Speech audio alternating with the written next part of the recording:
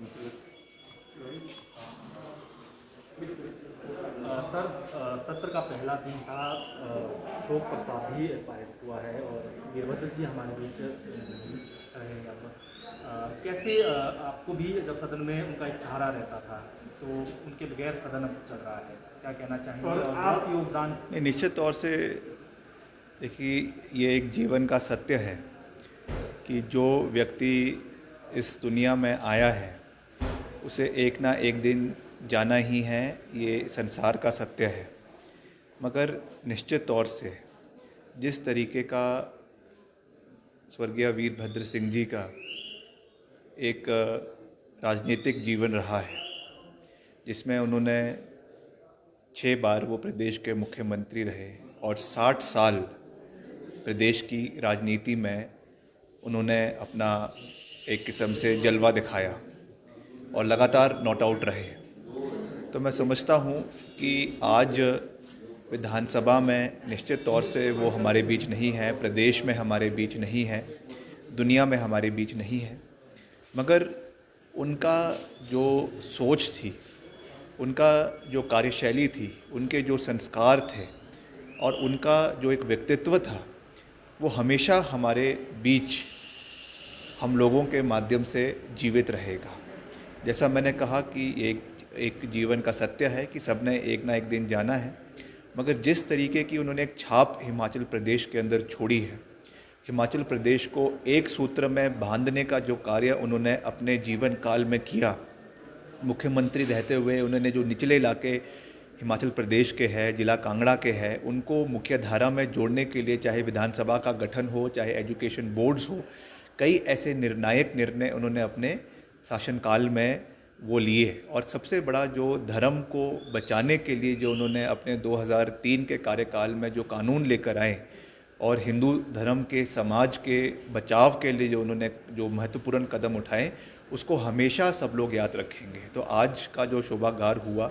उसमें सब लोगों ने, मुख्यमंत्री जो हमारे प्रदेश के हैं, नेता प्रतिपक्ष हैं और सभी वरिष्ठ नेता, चाहे वो सत्ता के गलियारों के हो चाहे विपक्ष के साथी हों, सब ने उनको बहुत अच्छे ट्रिब्यूट्स यहाँ पे दिए, क्योंकि वो हमेशा दलगत राजनीति से ऊपर उठकर उनका एक सोच और नज़रिया प्रदेश के लिए रहा है। तो निश्चित तौर से मैं यही कह सकता हूँ आज के दिन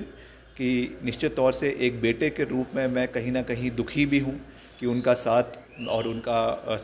जो है एक आशीर्वाद व्यक्तिगत रूप से मेरे साथ नहीं है, मगर मैं ये जानता हूँ कि उनका वो जहाँ पर भी होंगे उनका आशीर्वाद हम सब के ऊपर है। और मेरे जीवन का मैं पहले ही कह चुका हूँ कि ये लक्ष्य है कि हम उनके दिखाए हुए रास्तों पे, उनके सिद्धांतों पे, उनकी मार्गदर्शन के को मद्देनज़र रखते हुए आगे बढ़ें और जितनी भी कठिनाइयाँ आएगी वो चीज़ मायने नहीं रखती हैं। हमने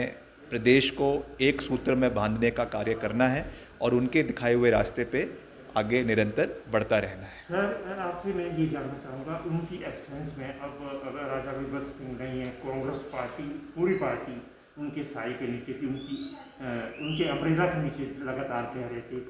और आपके ऊपर तो स्पेशली उनका एक ऐसा आशीर्वाद होता है जो पिता का आशीर्वाद भी होता है। राजनीतिक तौर पर भी आप अब आपके लिए नए तरीके से कार्य शुरू होगी, कैसे निश्चित तौर से कैसे इनके रास्ते पर? देखिए, ऐसा है कि मैं राजनीति में हूँ, एक चुना हुआ विधायक हूँ, मगर हमारी कोई बड़ी महत्वाकांक्षाएं नहीं हैं। जहाँ तक पार्टी की एकता की बात है, पार्टी में बहुत से वरिष्ठ नेता हैं, बहुत से वरिष्ठ पूर्व में मंत्री रहे हैं, पूर्व में वरिष्ठ पदों पर रहे हैं, वर्तमान में विधायक हैं। ये निर्णय पार्टी को लेना है कि उन्होंने कैसे पार्टी को आगे बढ़ाना है। निश्चित तौर से वीरभद्र सिंह जी की कमी जो है वो पार्टी में खलेगी, इसमें कोई दो राय नहीं है, मगर कहीं ना कहीं हमें आगे बढ़ने की आवश्यकता है, एकता के साथ आगे बढ़ने की आवश्यकता है। और मैं तो एक छोटा सदस्य होने के रूप से यही कह सकता हूँ कि हमको अपनी निजी महत्वाकांक्षाओं को पीछे रखते हुए, पार्टी इंटरेस्ट को, प्रदेश के हितों को, देश के हितों को आगे रखते हुए आगे बढ़ने की आवश्यकता है। और सबको मिलकर आने वाले जो आगामी, चाहे हमारे उपचुनाव है लोकसभा के या विधानसभा के, या आगामी जो विधानसभा के जनरल इलेक्शंस होने हैं 2022 में, उसमें सबको मिलकर आगे बढ़ने की आवश्यकता है, क्योंकि मुख्यमंत्री तो एक ही बनेगा और मुख्यमंत्री जो है वो विधायकों के कहने पे बनेगा। तो वो बात की है। अभी हमें मिलकर हमारा ये एक सार्थक प्रयास होना चाहिए कि हमारी बहुमत प्रदेश के अंदर बने, और उसके बाद अगली जो कार्रवाई है वो चुनावों के बाद ही तय हो सकती है। आपके परिवार का अपना एक रुतबा है प्रदेश में, और आप क्या प्रदेश की जनता को, जो आपके फॉलोवर है खासतौर पर इस परिवार के फॉलोवर है, उनको क्या मैसेज देंगे आप? मैं पहले ही ये बात कई सोशल मीडिया के माध्यम से भी स्पष्ट कर चुका हूँ, जिसको बहुत लोगों ने देखा भी, सराहा और उसकी हमारा धन्यवाद भी किया कि हमारी कोई निजी महत्वाकांक्षाएं नहीं है। ये बात मैं साफ कर चुका हूँ। मगर जहाँ तक प्रदेश में जो वीरभद्र सिंह का परिवार है, और परिवार केवल उनका निजी परिवार ही नहीं, मगर उनके प्रदेश में जो लाखों समर्थक उनके रहें, इनके साथ उनका एक इमोशनल भावनात्मक संपर्क उनके साथ रहा, उनके साथ खड़ा रहना, उनकी आवाज़ को मजबूत करना, उनको ये ना लगे कि अब वो नहीं है दुनिया में तो उनकी आवाज़ सुनने वाला कोई नहीं है। वो प्रदेश के किसी भी कोने में हो, चाहे भरमौर में हो, चाहे पांगी में हो, चाहे कांगड़ा में हो, चाहे हमीरपुर में हो, चाहे ऊना में हो,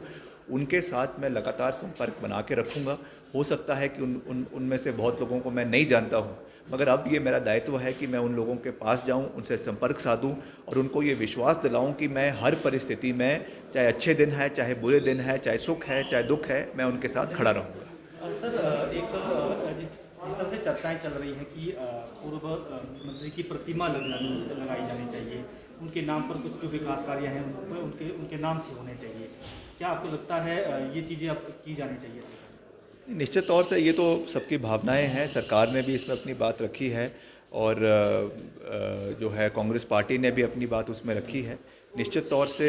उनकी प्रतिमा लगनी चाहिए। वो हिमाचल प्रदेश के, he was one of the tallest leader of Himachal Pradesh, और उनकी आवाज़, उनकी याद में अगर सरकार ये निर्णय लेती है, म्यूनसिपल कॉरपोरेशन ने तो उसको पास किया है, मगर निश्चित तौर से आफ्टर, मैं समझता हूँ, डॉक्टर वाई.एस. परमार के बाद जो हिमाचल प्रदेश के